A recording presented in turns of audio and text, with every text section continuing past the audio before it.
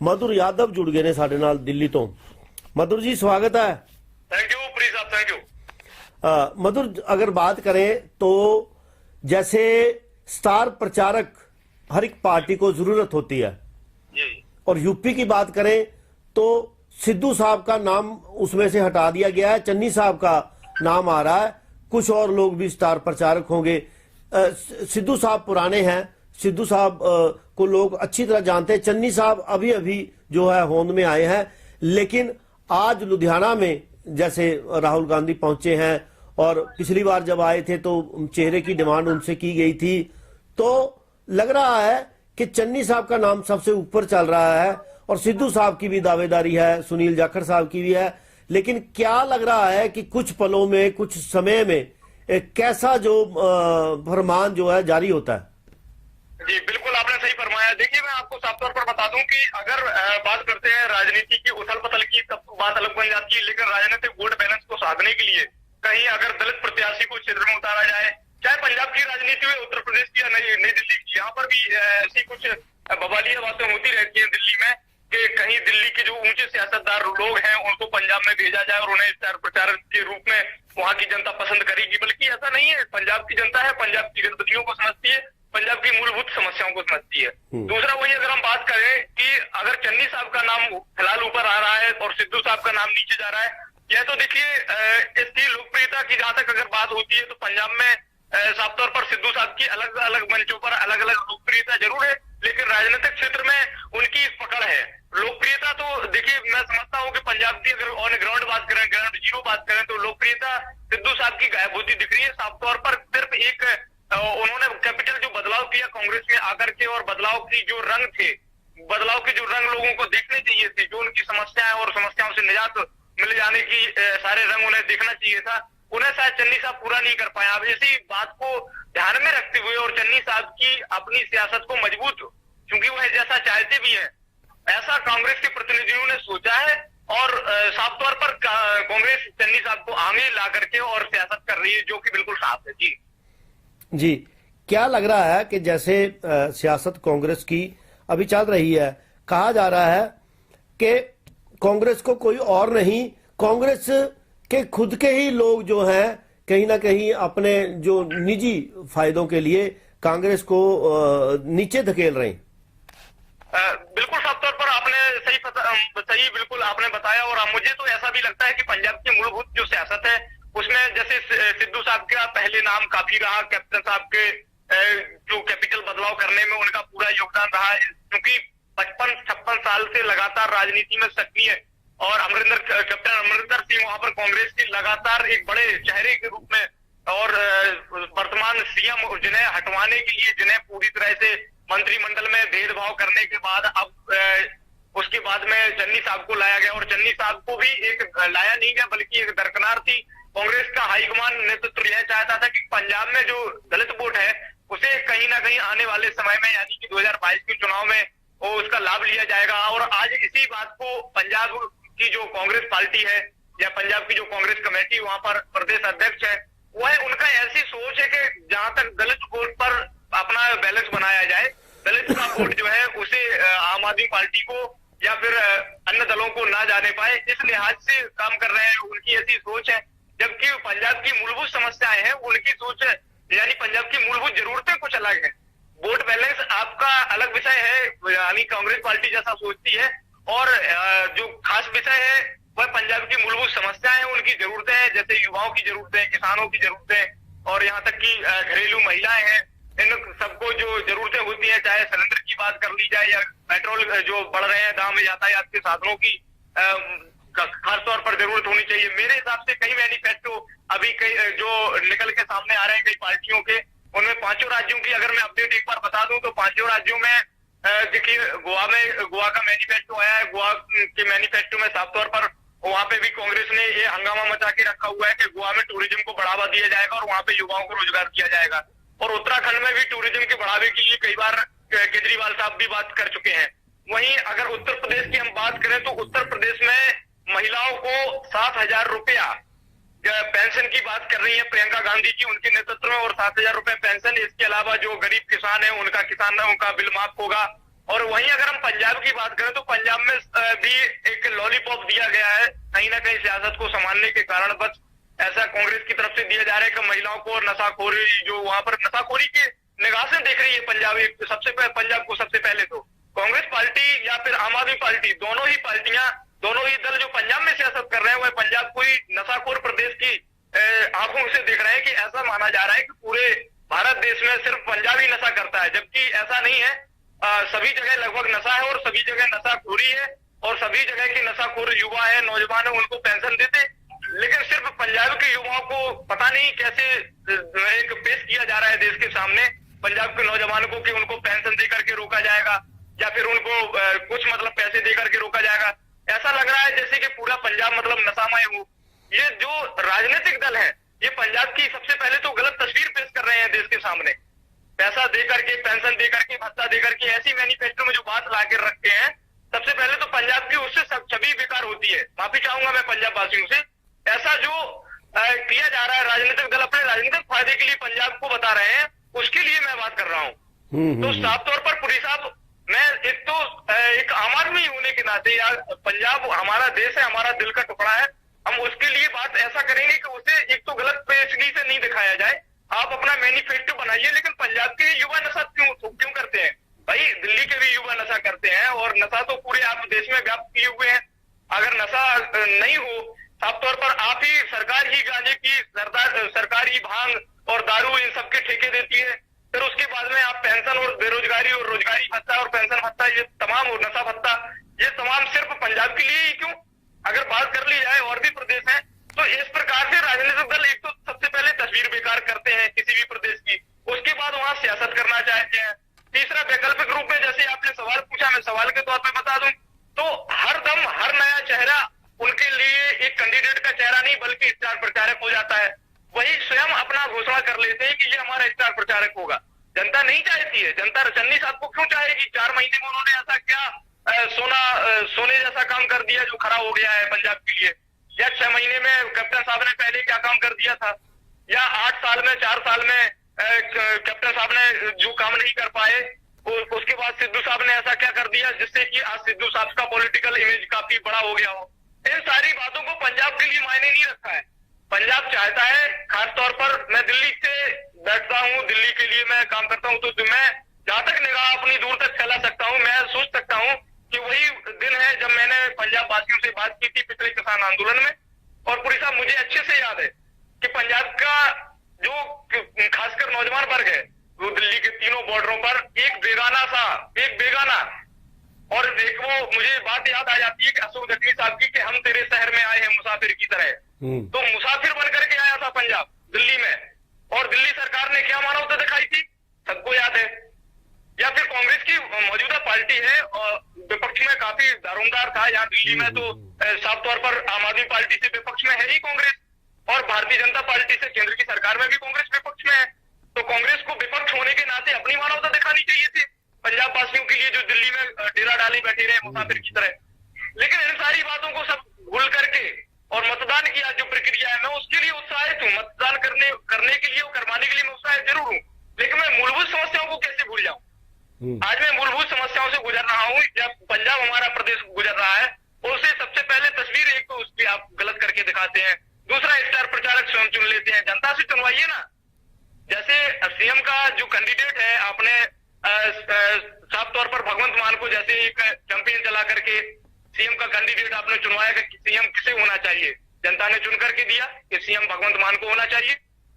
लेकिन आपने स्टार प्रचारक, और उसके बाद में स्टार प्रचारक भी कैसा क्या किया है उसने जो पंजाब के लिए वो स्टार प्रचारक हो गया, या दूसरा तीसरे पायदान पर आ गया, तीसरे पायदान वाला फर्स्ट पायदान पर पहुंच गया? ऐसा क्या बात बन जाती है? देखिए, मैं आपको एक बात बता देता हूँ पुरी साहब, कलीम अजीत जी ने एक बहुत अच्छा शेर लिखा था कि दिन एक सितम रात करो, वो दोस्त हो दुश्मन हो तुम मात करो।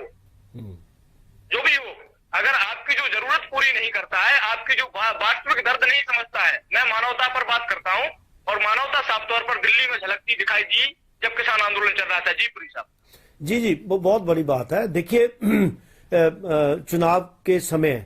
और वोट ऐंठने के लिए सरकार बहुत कुछ कर रही है। कहीं ना कहीं पंजाब में अगर कांग्रेस की बात करें और बाकी सब पार्टियों की बात करें तो वो किसी भी हद तक जाने से कहीं ना कहीं वो गुरेज नहीं कर रही हैं। साफ तौर पर पूरी साहब मैं आपकी बात से सहमत हूं, लेकिन जावेद अख्तर साहब की मुझे एक लाइन याद आ जाती है कि धुआं जो कुछ घरों से उठ रहा है, धुआं जो कुछ घरों से उठ रहा है ना पूरे शहर में छा जाए तो क्या आप कहना। ये वो आवाजें हैं, नौजवानों की आवाजें हैं। हम आपकी बातों से और अपनी इवन पंजाबी टीवी के सभी जो दर्शक हमें सुन रहे हैं, हमको देख रहे हैं, उनकी भी विचारों से सहमत हूं। हम एक स्वतंत्र देश है, स्वतंत्र पर्याय है। आर्टिकल 19 के तहत हम अपनी भाषा को रख रहे हैं और भाषा सबसे पहले हमें, ये हमारा कर्तव्य बन जाता है एज पत्रकार होने के नाते। ये हमारा कर्तव्य कि जब अगर हमने कोई किसी के दर्द देखे हो और खासकर अपनी आंखों से देखे हो, मैं किसी सूत्रों के हवाले से या मैं किसी अन्य कोई स्रोत के हवाले से मैं ये बात नहीं कर रहा हूं। मैंने ऑन ग्राउंड रिपोर्टिंग की और मैंने खुद जा करके अपना दर्द अपनी आंखों से देखा है कि हमारे किसान भाइयों के प्रति क्या दर्द रहा। आज उनकी अगर इस प्रकार समस्याएं हैं, किसानों की खुद पार्टी, समर्थित पार्टी पंजाब में सियासत के तौर पर उतरी हुई है मैदान में। मैं उनकी भी भविष्य के लिए कामना करता हूं कि भाई वो अपना जीते और विशेष दलों के लिए मैं एक आकांक्षा रखता हूं, कम से कम एक आम आदमी होने के नाते, कि आप अच्छे से अपना मैनिफेस्टो करें। हमें नॉट प्रॉब्लम, मुझे कोई प्रॉब्लम नहीं है, लेकिन हमें प्रॉब्लम आपकी इस बातों से है कि आप स्टार प्रचारक लाते हैं और स्टार प्रचारक 4 दिन यूपी में, 2 दिन पंजाब में, 2 दिन गुजरात में और 2 दिन फिर आपका गोवा और फिर उसके बाद में तमाम जगह। तो इन सारी जगहों से आपका निकलता क्या है। दूसरी बात, साफ तौर पर मुझे ये भी कहना चाहिए कि पंजाब के युवा का क्या होगा, पंजाब के भविष्य का क्या होगा। पंजाब किस पर सोच करके आपको वोट दे? क्या आपके सियासतदार को देख करके वोट दे दे, या फिर आपके स्टार प्रचारक को देख के दे दे, या फिर आपके सीएम के चेहरे को वोट दे, या फिर आपके मैनिफेस्टो को। पहली बात मैं आपको बोलना चाहता हूँ, इसी प्रकार से राजनीति का जो वो दौर था जहां पर पहले मोहब्बत थी, आज सिर्फ मोहब्बत में सियासत घुस गई है। इससे साफ नजर ये आता है कि अब मुझे लगता है कि पंजाब अपने भविष्य के लिए वोट करेगा, पंजाब अपने भविष्य के लिए मतदान की जो प्रक्रिया उसे आगे बढ़ाएगा और निष्पक्ष तरीके से उसे अपना नेता ही नहीं बल्कि एक अपना लड़का, पंजाब का वास्तविक सेवक चुनने का अधिकार है और वो समय आ गया है नजदीक। जी पुरी साहब, जैसे जैसे समय नजदीक आ रहा है, मधुर आपको पता ही है कि 20 को जो है एक साथ ही सारे पंजाब में जो है वो वोट डाले जाएंगे और 10 को जो है मार्च को रिजल्ट आ जाएगा। लेकिन इन बिटवीन जो कुछ भी अभी चल रहा है, सभी पार्टी, एक बात समझ में नहीं आ रही कि जब आप खेल के मैदान में उतरे हैं या कुछ आप किसी की कमजोरियां बता रहे हैं या किसी को बताओ यार ये तो बहुत अब हमारे से तगड़े हैं, बड़े हैं, इनकी मेहनत ज्यादा है, ये तो जीत ही जाएंगे, और उनके खिलाफ हम ऐसा कोई दुष्प्रचार करें। दुष्प्रचार करने से एक तो बचने की जरूरत होनी चाहिए और दूसरी बात है कि आप अपना एजेंडा लोगों को बताओ। ये मत बताओ कि दूसरा बंदा खराब है या अच्छा है, वो लोग अपने आप देख लेंगे। आपको बताने की क्या जरूरत है, आप अपनी उपलब्धियां बताइए ना। बिल्कुल पुरी साहब, मैं आपकी बात से सहमत हूँ और यही बात को मैं दोहरा भी रहा था कि आपको अपना मैनिफेस्टो बताना चाहिए। अपना तो बता नहीं रहे, पंजाब का बता नहीं रहे कि पंजाब का क्या होगा। जिन पार्टियों ने राज किया है अब तक वो नहीं बता रही कि पंजाब पे कर्जा कैसे चढ़ गया इतना।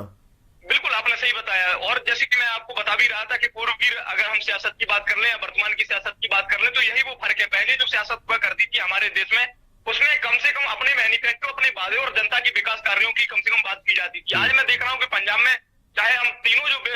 दल है जो मुख्यतः खास करके चुनाव लड़ रहे हैं, आम आदमी पार्टी है, श्रोमणी अकाली दल का जिससे संबंध है, भारतीय जनता पार्टी है, कांग्रेस है, इन सब ने अपने अपने सबसे पहले तो पहला चेहरा आम आदमी पार्टी ने खोला है। इसके तत्पश्चात अभी कांग्रेस है या फिर हम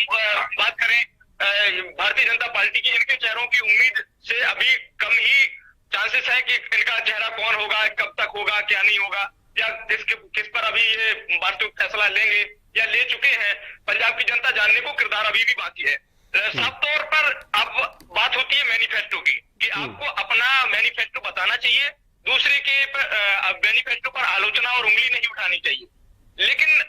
एक बात और भी मैं आपसे शेयर कर देता हूं कि कैसी सियासत है मेरे मुल्क पर हावी, इंसान को मैं जुदा देख रहा हूं। तो ऐसी जो स्थिति है, देखिए राज इंदौरी साहब ने फरमाया था कि उंगलियां यूं ना सब पर उठाया करो, खर्च करने से पहले कुछ कमाया करो। तो ये बातें जो है हमारे जीवन में और आज की सियासत में साफ तौर पर आईने की तरह उतर रही हैं। एक बिल्कुल आईना जिस प्रकार से सच बोल देता है दूसरे के सामने, इस प्रकार से आज की जो सियासत है जनता के सामने सच उगल देती है। और ज्यादा टाइम नहीं लगता है। मुझे लगता है कि जिस दिन तक मतदान होगा, जैसे कि 20 मार्च को मतदान है पूरे पंजाब में एक साथ, 20 फरवरी को मतदान है और 20 फरवरी को पूरे पंजाब में एक साथ वोट डाले जाने हैं। ये भी नहीं है कि किसी भी पार्टी को ये मौका मिले जो कि उत्तर प्रदेश में मौका मिल जाता है, कब्रिस्तान, शमशान और होली, दिवाली, ईद, ये सब कुछ कहने का। क्योंकि उत्तर प्रदेश का ऐसा मसला होता है कि आधा उत्तर प्रदेश मुस्लिम बाहुल्य क्षेत्र है, पश्चिमी उत्तर प्रदेश, और अगर हम बात करें पूर्वी उत्तर प्रदेश की तो वो हिंदू बाहुल्य क्षेत्र है। तो जब वो पश्चिमी उत्तर प्रदेश में वोट डाले जाते हैं तब सियासतदार जितने भी हैं, चाहे आम आदमी पार्टी वाले हो, चाहे समाजवादी पार्टी वाले हो या फिर भारतीय जनता पार्टी और कांग्रेस वाले, सबका एक ही बयान होता है कि अगर लाइट दीपावली पर आती है तो वो फिर ईद पर भी आएगी, क्योंकि उनको पता है 4 दिन बाद वोट जो है वो मुस्लिम बाहुल्य इलाकों में डाले जाने। फिर उसके बाद में 10 दिन बाद जब वही मतदान मतलब दूसरे तीसरे चरण में हिंदू बाहुल्य क्षेत्र में यानी दूसरे जो पूर्वी यूपी है वहां डाले जाने होते हैं, तो वही सियासतदार ये भी कहने लगते हैं यदि लाइट ईद को आनी है तो दिवाली को भी 24 घंटे आएगी। यानी वो अपना वोट बैलेंस साधने के लिए 4 दिन बाद अपना ही खुद का बयान पलट लेते हैं। ऐसा अब मुझे इस बात से मैं काफी प्रभावित हूं और चुनाव आयोग को मैं धन्यवाद भी देना चाहूंगा कि पंजाब के साथ इस बार कम से कम धोखा नहीं होगा इन सारी बातों को, ये सियासतदारों को अपने बयान पलटने के लिए। एक साथ सबसे पहले तो 20 फरवरी को मतदान है, मैं पूरे पंजाब से अपेक्षा करता हूं कि ज्यादा से ज्यादा संख्या में मतदान करेंगे और अपना निष्प्रभावी तरीके से, निष्पक्ष तरीके से अपना नेता चुनेंगे। इसके लिए मैं पंजाब को अग्रिम बधाई ये भी देता हूं और दूसरी बात से चेतावनी ये भी देता हूं कि यदि अब की बार जो 4 साल बर्बाद हुए हैं, ऐसा पंजाब कोई भी पंजाब के युवा, नौजवान, किसान ऐसा कोई भी कदम नहीं उठाएंगे कि 2 साल 4 साल के बाद फिर एक कैपिटल बदलाव देखने को मिले। सबसे बड़ी बात। और अब आने वाली बात यह है कि अगर हम स्टार प्रचारकों का पर बात करेंगे तो ये किस्सा काफी अधूरा पड़ जाएगा, क्योंकि कोई भी पार्टी हो उनके शीर्ष नेता जो है वो कम नहीं है। आजकल मैं देख रहा हूं कि छुटभैया नेता भी आजकल बड़े बड़े नेता बने फिर रहे हैं। तो इस साफ तौर पर मैं इन बातों से तो खास सहमत नहीं होता हूं कि किसी प्रचार पर लगा दिया गया। हाँ, मैं इस बात से जरूर सहमत होता हूं कि किसकी बात का ज्यादा से ज्यादा जनता में प्रभाव पड़ा और किसकी बात से ज्यादा जनता ने उन्हें सुना या उन्हें नकारा। इस बात के लिए स्टार उन्हें देना चाहिए, रैंकिंग देना चाहिए जो जनता देगी, ना कि उनकी सियासतदार के जो दल है, उनके खुद के नेता, उनका खुद का सीएम वो रैंकिंग दे। तो मुझे लगता है कि खास रैंकिंग नहीं है, रैंकिंग जो वास्तविक है वो जनता देगी और जिसके लिए मैं जनता को शुभकामनाएं देता हूँ। जी देखिए, पंजाब पे एक तो सबसे बड़ी बात है कर्ज है बहुत जी, पंजाब पे कर्ज है और कोविड की वजह से बड़ा नुकसान हुआ है, सबसे पहली बात। और लोगों को उसका कोई हर्जाना मुआवजा नहीं मिला और जो लोग ठेकेदारी सिस्टम में काम कर रहे हैं, जैसे 36,000 लोगों को पक्के करने की बात की गई थी, वो बीच में ही रह गई है। और दूसरी बात, डॉक्टर्स हैं, नर्सिस हैं और जितने डिपार्टमेंट्स हम देख लें, चाहे बिजली का विभाग है, चाहे कोई पानी वाला महकमा है या कोई हॉस्पिटल्स हैं, जितनी रिटायरमेंट हो रही हैं उसके हिसाब से जो फिल नहीं किया जा रहा पोस्टों को, वही जो ओहदे हैं, चाहे स्कूल में खाली पड़े हैं, चाहे कॉलेजों में खाली पड़े हैं, वही जो युवा मांग रहे हैं। तो उनके बदले में देखिए आप पिछले 20 साल में उनको क्या मिल रहा है। जी बिल्कुल, देखिए मैं एक रिपोर्ट में अगर नजर डालूं तो ऐसा बताया गया था एक रिपोर्ट के अनुसार, और अभी मैं द इंडियन एक्सप्रेस की रिपोर्ट को मैंने पिछले कुछ ही घंटों पहले पढ़ा था, जिस पर लिखा हुआ था कि चुनावी साल के अंत तक 2.82 लाख करोड़ रुपए तक के कर्ज में डूब जाएगा पंजाब। तो आज ऐसा बताया जा रहा है कि जिस दिन तक चुनाव होगा, यानी उस दिन तक अभी हम 2-4 दिन और अगर इधर उधर मान लिया जाए, तो जब तक हम 2.82 लाख करोड़ तक अगर पंजाब के ऊपर वास्तविक कर्ज है, तो आने वाली सरकार के लिए ये सबसे बड़ी बात ये होगी कि उसे किस प्रकार से स्टेट का बजट पेश करना है या किस प्रकार से हम केंद्र के बजट पर अपने कर्ज को बता पाएंगे कि हमारे पंजाब के ऊपर इतना कर्ज है, उसकी ये जरूरतें हैं, किसानों की ये जरूरतें हैं, नौजवानों की ये जरूरतें हैं। बजट पर भी प्रभाव डालता है ऐसा कर्ज किसी स्टेट पर, और सबसे बड़ी बात यह है कि उसके विकास कार्यों पर भी फर्क डालता है। हालांकि अगर हम माल खजाने की बात करें, जो अपने स्टेट का माल खजाना होता है, जो रेवेन्यू डिपार्टमेंट है, उससे कितना पंजाब को फायदा होता है। अगर हम बात 2.82 लाख करोड़ की बात करते हैं कि इतना पंजाब पर कर्ज है, उसके बाद हम रिक्तियों की बात करते हैं, जो आपने जैसे कि बताया कि चाहे विद्यालय हो, चाहे हम किसी भी डिपार्टमेंट में बात करें, वहां पर कुछ जगह खाली है, वहां पर भी भर्ती की जा सकती है, तो भर्ती की जा सकती है। पुरी साहब, मैं बात से सहमत हूँ, लेकिन भर्ती नहीं होने से ना, आप देखिए बिजली का महकमा है, जब जब मुसीबत पड़ती है, कोई बरसात है या कोई है, या नॉर्मली हम देखें जब गर्मी आती है तो कितना फॉल्ट पड़ता है, कोई कहीं कुछ हो गया, कहीं कुछ हो गया। जब जब उनको फोन करते हैं तो वो कहते हैं मैन पावर नहीं है हमारे पास। आज से 30 साल पहले मैन पावर थी, कोई भी फॉल्ट, कोई भी दिक्कत कहीं होती थी, या कोई नया कोई ट्रांसफार्मर है, कुछ और है, हॉस्पिटल में जाइए आप, इमरजेंसी में सीनियर डॉक्टर नहीं होते, जूनियर होते हैं सारे, लगभग अगर पटियाला की बात करें तो सरकारी हॉस्पिटल की। तो जो बंदा आप देखिए कि जिसको पूरी जून जुलाई में जैसे गर्मी पड़ रही है, तो उसमें अगर ऐसा लाइट है, क्योंकि हर बंदा नहीं वो लगवा सकता, कोई फैसिलिटी है या कुछ है, और सौर ऊर्जा का सिस्टम नहीं लगवा सकता है, लेकिन कहीं ना कहीं जो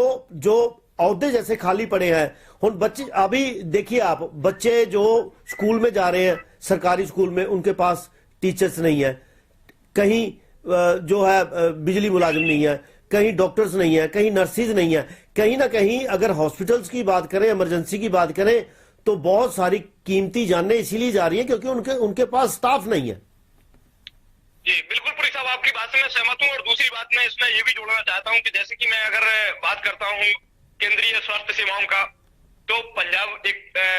सबसे बड़ी बात बताना चाहूंगा कि पंजाब में हॉस्पिटल जो जितनी भी सुविधा है, वहां पर कई चीजों की मैंने और भी कमी देखी है। जैसे बजट को सोच समझ के रखा ही नहीं जाता ना। तो हम बात करें एजुकेशन के लिए और सेहत सुविधाओं का, अगर आप बजट देख लें तो आप हैरान रह जाओगे। एब्सोल्युटली पुरी साहब, मैं आपकी बात से सहमत हूँ। और मैं दर्शकों को बताना चाहता हूँ, अपने एवन पंजाबी टीवी के जो हमारे साथ से देख रहे हैं, कि मैं पंजाब की हॉस्पिटल की जो सुविधा है उस पर अभी हाल ही में दौर गुजरा है कोरोना काल, जिसमें ऑक्सीजन के लिए कितनी मारामारी हुई है हम सबने देखी है। उसके अलावा काफी मैंने मास्क की भी मारामारी देखी है कि मास्क की लालच पड़े रहे और सभी लोगों को लगभग मास्क नहीं मिल पाए हैं। इसके अलावा चाहे हम किट की बात कर लें, या फिर हम और भी चीजों की बात करें, या फिर हम एजुकेशनल डिपार्टमेंट में देख लें, तो कई बिल्डिंगें ऐसी पड़ी हुई हैं पंजाब के जो स्कूल हैं उनकी आज स्थिति सही नहीं है, और दिखाई देता है कि नहीं, ये वही स्कूल है जो लॉर्ड मैकली ने अपने जमाने में बनाए हुए थे, और आज तक वो गुलाम भारत में बने हुए स्कूल आज तक भी स्वतंत्र भारत में कोई खास तरक्की नहीं कर पाए हुए हैं। तो आज भी ऐसे कई गांव हैं, कई पिंड हैं, कई कस्बे हैं जिनमें खास तौर पर कुछ खास पढ़ाई नहीं, और वही एक अपनी मैंने देखा है कि पंजाब के खास पक्कर जो नौजवान हैं, नौजवान वर्ग है, वो प्रारंभिक शिक्षा तक ही अधूरे रह जाते हैं, उसके बाद हायर एजुकेशन से काफी वंचित रहते हैं। इसके अलावा भी इन सारी चीजों की अगर हम बात को छोड़ दें और पंजाब के खास बजट पर बात कर रहे हैं कि विकास कार्यों के लिए, डेवलपमेंट के लिए ग्राम पंचायतों में क्या कार्य होंगे, तो ग्राम पंचायतों के कार्यों में साफ तौर पर वहां पर नाली, खड़ंजा या फिर कई जो विकास के कार्य हैं जिन्हें हम मुख्यतः देखते हैं कि नाली खड़ंजा के अलावा हैंडपंप होते हैं, या पेयजल की व्यवस्था होती है। सिंचाई की व्यवस्था तो सिंचाई डिपार्टमेंट करेगा, वो विषय अभी आगे बोलेंगे हम। और इसका ये भी मतलब है कि पहले हम पंचायती राज विभाग को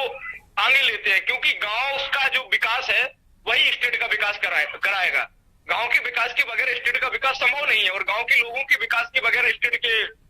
कम से कम एजुकेशन जो परसेंटेज है उसे बढ़ाना संभव ही नहीं है। खास जो निरक्षर वर्ग है, जो अनएजुकेटेड लोग हैं, वो गांव में ही निवास करते हैं।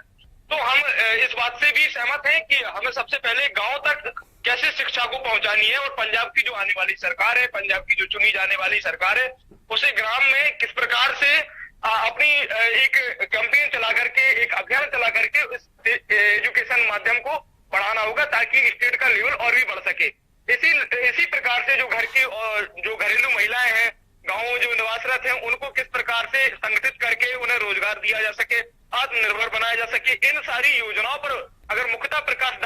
डाला जाएगा नई आने वाली सरकार के द्वारा, तो मुझे लगता है कि लेवल और भी ऊंचा होगा, चाहे एजुकेशन क्षेत्र में या फिर मेडिकल क्षेत्र में। मेडिकल क्षेत्र की अगर हम बात करते हैं तो कई भी अभी महिलाएं ऐसी हैं जो ग्राम में निवास करती है, कई पुरुष ऐसे हैं जो छोटी मोटी जो बीमारियां हो जाती है ना, तो मैं अपने दर्शकों को बता दूं कि मेडिकल के आजकल इस युग में भी जब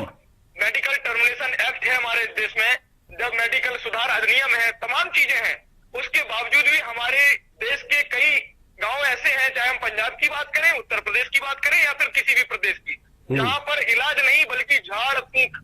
और इसके अलावा तमाम ऐसी जड़ी बूटियों का इलाज के माध्यम से रोगों का मतलब निदान होता है, लेकिन खास उनसे असर नहीं हो जाने के कारण कई जानें ऐसी भी चली जाती है गांव में जो कि अंधभक्ति में और अंधविश्वास में चली जाती हैं। हम लोग इस पर कई खबरें भी कर चुके हैं, अपने बुलेटिन को भी बता चुके हैं, बुलेटिन के माध्यम से जनता को कि इन सभी चीजों से नहीं पढ़ना चाहिए। हालांकि वो पढ़ते इसलिए भी है क्योंकि मेडिकल की जो सुविधाएं हैं उनका अभाव है, हर आदमी उन्हें नहीं ले सकता है। इसलिए बिल्कुल इसलिए जो ग्रामों में जो खास समस्याएं हैं वो झाड़ फूंक से और अंधविश्वास से ठीक करने वाली बातें जो है वो कही जाती हैं। इस लिहाज से काफी जाने ऐसी भी चली जाती हैं। तो सरकार को ये कैंपेन बाद में चलाना होगा। सबसे पहले अपना मेडिकल जो सेवाएं हैं उन्हें दुरुस्त करने के बाद फिर लोगों को जागरूक किया जाए। अब ये तो बात नहीं हो सकती कि स्वयं अगर कोई व्यक्ति है और वो मान लीजिए कोई गलत कार्य करता है और दूसरों को ये सलाह दे कि आपको गलत काम नहीं करना है। इस समय इस व्यक्ति से तात्पर्य है, मेरा एग्जाम्पल उदाहरण के लिए है सरकार के लिए, कि सरकार यदि स्वयं गलत है तो वो दूसरे लोगों को क्या सिखाएगी कि आप सही काम करिए। जबकि जाने ग्रामों में जो लोग हैं, जो निरक्षर लोग हैं, अंधविश्वास से हैं, उनके अविश्वास के तरीके से काफी जाने चली जाती हैं। आपने देखे होंगे छोटे छोटे गांव में हम लोग कई खबरें चला चुके हैं कि जिसमें अंधविश्वास में आकर के लोगों ने लोगों की बलि चढ़ा दी, कहीं कुछ हो गया, ऐसी कई जाने चली जाती हैं। जी शुक्रिया यादव जी,